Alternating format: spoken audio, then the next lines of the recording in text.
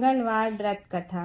व्यास जी ने कहा, एक बार नैमिषारण्य तीर्थ में 80,000 मुनि एकत्र होकर पुराणों के ज्ञाता श्री सूत जी से पूछने लगे, हे महामुनि, आपने हमें अनेक पुराणों की कथाएं सुनाई।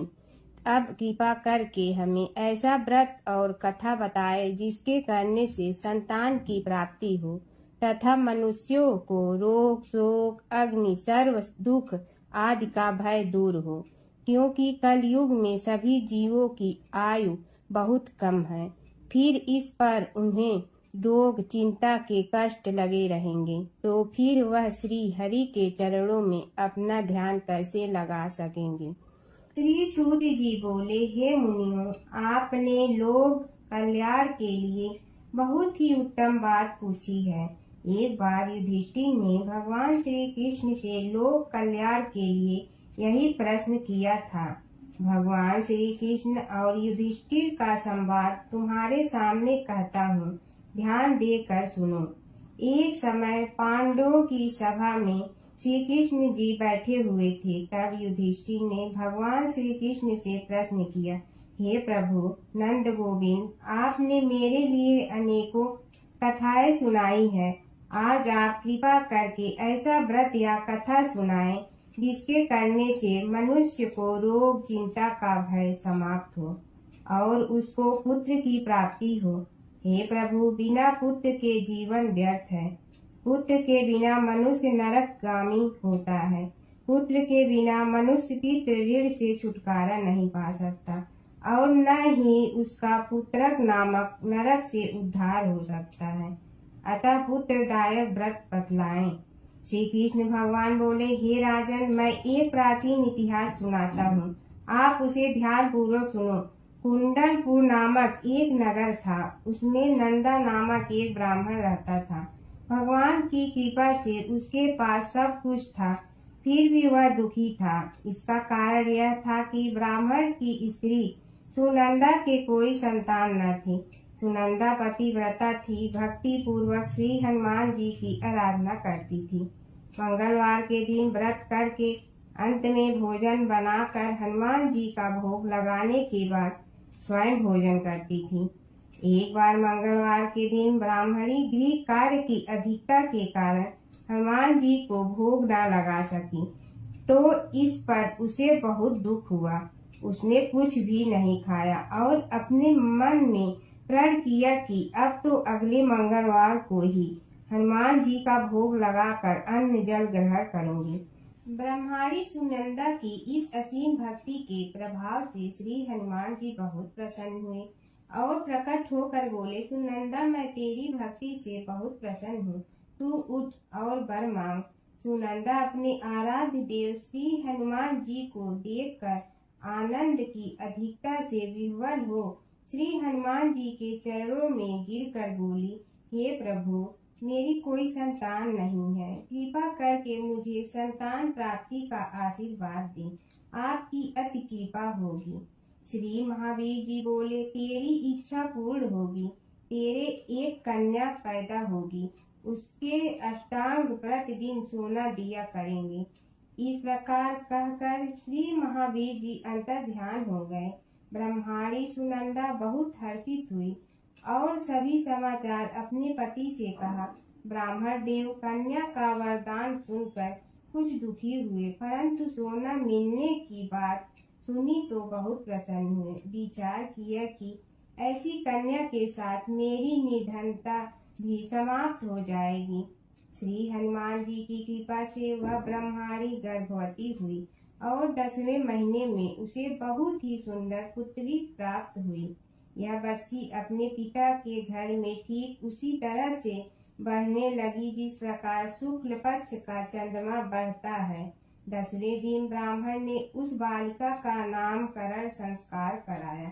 उसके कुल पुरोहित ने उस बालिका का नाम रत्नावली रखा, क्योंकि यह कन्या सोना प्रदान किया करती थी। इस कन्या ने पूर्व जन्म में बड़े ही विधान से मंगल देव का व्रत किया था। रत्नावली का अष्टांग बहुत सा सोना देता था। उस सोने से नंदा ब्राह्मण बहुत ही धनवान हो गया। अब ब्रह्माणी भी बहुत अभिमान करने लगी। समय बीतता रहा। अब रत्नावली 10 वर्ष की हो चुकी थी। एक दिन जब नंदा ब्राह्मण प्रसन्नचित्त था, तब सुनंदा ने अपने पति से कहा, मेरी पुत्री रत्नावली विवाह के योग्य हो गई है, अतः आप कोई सुंदर तथा योग्य वर देख कर इसका विवाह कर दें। यह सुन ब्राह्मण बोला, अभी तो रत्नावली बहुत छोटी है। तब ब्रह्माणी बोली, शास्त्रों की आज्ञा है कि कन्या 8वें वर्ष में गौरी, 9 वर्ष में रोहिणी, 10वें वर्ष में कन्या, इसके पश्चात रजस्वला हो जाती है।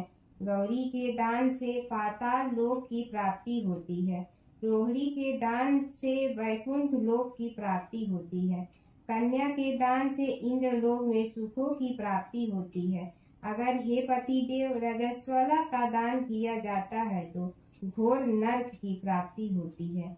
इस पर ब्राह्मण बोला, अभी तो रत्नावली मात्र 10 ही वर्ष की है और मैंने तो 16 साल की कन्याओं के विवाह कराए हैं, अभी जल्दी क्या है। तब ब्रह्माणी सुनंदा बोली, आपको तो लोभ अधिक हो गया है। शास्त्रों में कहा गया है कि माता पिता और बड़ा भाई रजस्वला कन्या को देखते हैं तो वह अवश्य नरकगामी होते हैं। तब ब्राह्मण बोला, अच्छी बात है, कल मैं अवश्य योग्य वर की तलाश में अपना दूत भेजूंगा। दूसरे दिन ब्राह्मण ने अपने दूत को बुलाया और आज्ञा दी कि जैसी सुंदर मेरी कन्या है, वैसे ही सुंदर वर उसके लिए तलाश करो। दूत अपने स्वामी की आज्ञा पाकर निकल पड़ा। चंपई नगर में उसने एक सुंदर लड़के को देखा। यह बालक एक ब्राह्मण परिवार का बहुत गुणवान पुत्र था। इसका नाम सोमेश्वर था। दूत ने इस सुंदर व गुणवान ब्राह्मण पुत्र के बारे में अपने स्वामी को पूर्ण विवरण दिया। ब्राह्मण नंदा को भी सोमेश्वर अच्छा लगा और फिर शुभ मुहूर्त में विधि पूर्वक कन्यादान करके ब्राह्मण ब्रह्माणी संतुष्ट हुए। परंतु ब्राह्मण के मन तो लोभ समाया हुआ था। उसने कन्यादान तो कर दिया था, परंतु बहुत चिंतित था। उसने विचार किया कि रत्नावली तो अब चली जाएगी और मुझे इससे जो सोना मिलता था वह अब कहाँ मिलेगा। मेरे पास जो धन था कुछ तो इसके विवाह में खर्च हो गया और जो शेष बचा है वह भी कुछ दिनों पश्चात समाप्त हो जाएगा। मैंने तो इसका विवाह करके बहुत बड़ी भूल कर दी है। अब कोई ऐसा उपाय हो कि रत्नावली मेरे घर में ही बनी रहे, अपनी ससुराल न जाए। लोभ रोभी राक्षस ब्राह्मण के मस्तिष्क पर छाता जा रहा था। रात भर अपनी शैया पर बेचैनी से करवटें बदलते बदलते उसने एक बहुत ही क्रूर निर्णय लिया।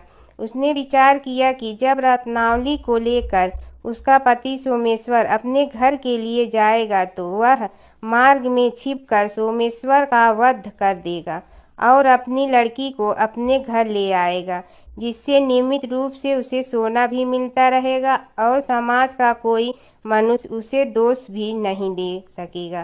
प्रातः काल हुआ तो नंदा और सुनंदा ने अपने जमाई तथा लड़की को बहुत सारा धन देकर विदा किया।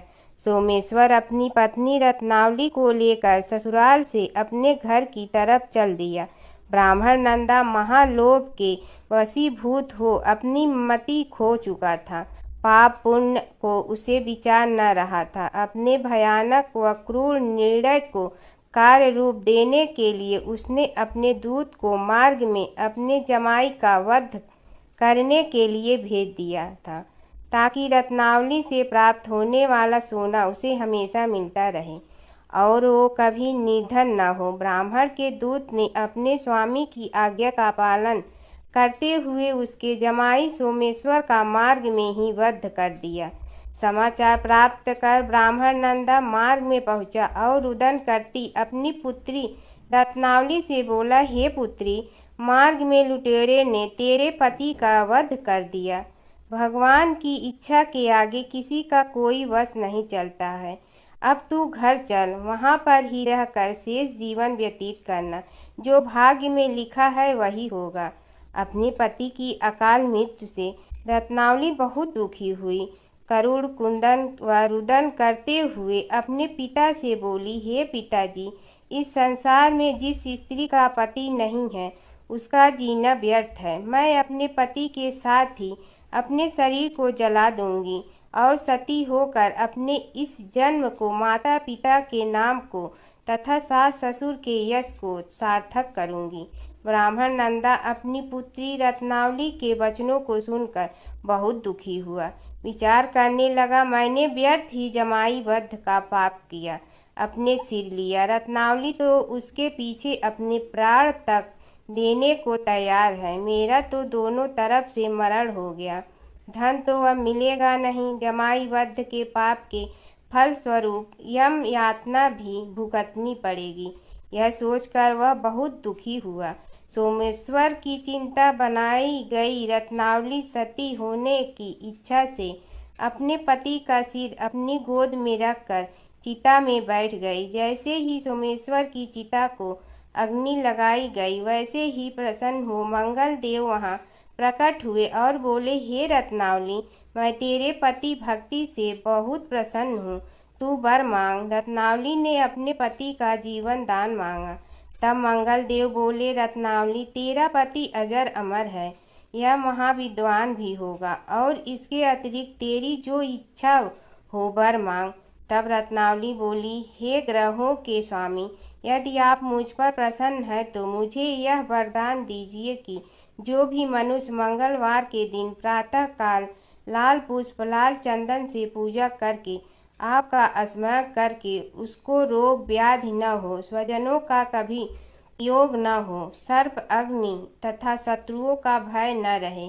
जो स्त्री मंगलवार का व्रत करे वह कभी विधवा न हो। मंगल देव तथास्तु कहकर अंतर ध्यान हो गए। सोमेश्वर मंगल देव की कृपा से जीवित हो उठा। रत्नावली अपने पति को पुनः प्राप्त कर बहुत प्रसन्न हुई और मंगल देव का व्रत प्रत्येक मंगलवार को करके व्रत राज और मंगल देव की कृपा से इस लोक में सुख ऐश्वर्य को भोगते हुए अंत में अपने पति के साथ स्वर्गलोक हो गई। एक नगर में एक बुढ़िया रहती थी। उसके मंगलिया नाम का एक पुत्र था। वृद्धा को हनुमान जी पर बड़ी श्रद्धा थी। वह प्रत्येक मंगलवार को हनुमान जी का व्रत रखकर यथाविधि उनका भोग लगाती थी। इसके अलावा मंगलवार को एक न तो घर लीपती थी और न ही मिट्टी खोदती थी। इसी प्रकार से व्रत रखते हुए जब उसे काफ़ी दिन बीत गए तो हनुमान जी ने सोचा कि चलो आज इस वृद्धा की श्रद्धा की परीक्षा करें। वे साधु का वेश बनाकर उसके द्वार पर जा पहुँचे और पुकारा, है कोई हनुमान का भक्त जो हमारी इच्छा पूरी करे। वृद्धा ने यह पुकार सुनी तो बाहर आई और महाराज क्या आज्ञा है। साधु वेशधारी हनुमान जी बोले कि मैं बहुत भूखा हूँ, भोजन करूँगा, तू थोड़ी सी जमीन लीप दे। वृद्धा बड़ी दुविधा में पड़ गई। अंत में हाथ जोड़कर प्रार्थना की, हे महाराज, लीपने और मिट्टी खोदने के अतिरिक्त जो काम आप कहें वह मैं करने को तैयार हूँ। साधु ने 3 बार परीक्षा करने के बाद कहा, तू अपने बेटे को बुला, मैं उसे औंधा लिटाकर उसकी पीठ पर आग जलाकर भोजन बनाऊंगा। वृद्धा ने सुना तो पैरों तले की धरती खिसक गई, मगर वह वचन हार चुकी थी। उसने मंगलिया को पुकार कर साधु महाराज के हवाले कर दिया, मगर साधु ऐसे ही मानने वाले न थे। उन्होंने वृद्धा के हाथों से ही मंगलिया को औंधा लिटाकर उसकी पीठ पर आग जलवाई। आग जलाकर दुखी मन से वृद्धा अपने घर के अंदर जा घुसी।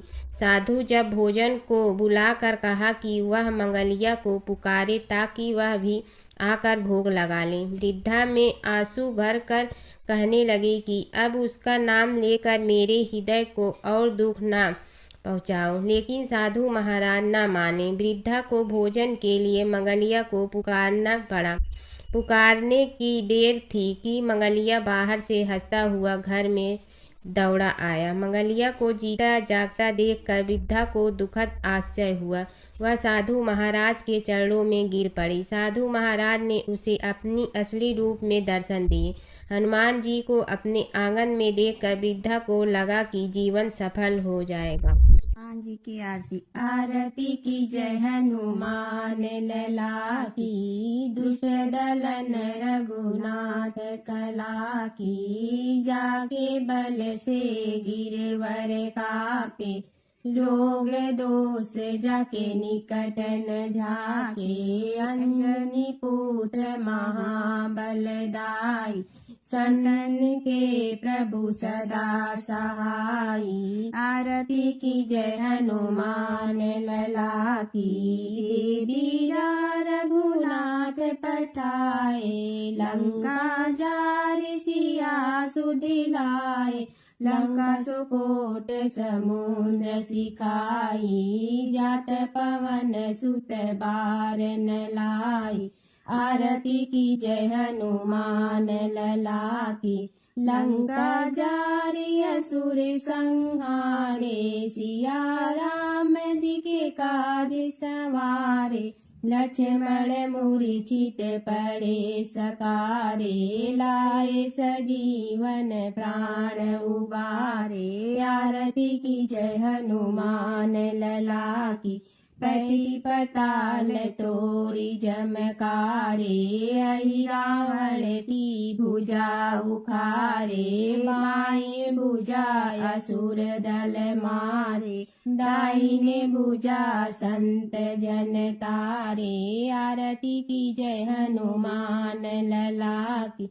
सुर नर मुनि जन आरती उतारे, जय जय जय हनुमान उचारे। कंचन थार कपूर लौ छाई, आरती करत अंजन माई। आरती की जय हनुमान लला की, जो हनुमान जी की आरती गावे। बसई बैकुंठ परम पद पावे, लंक विध्वंस किए रघुराय।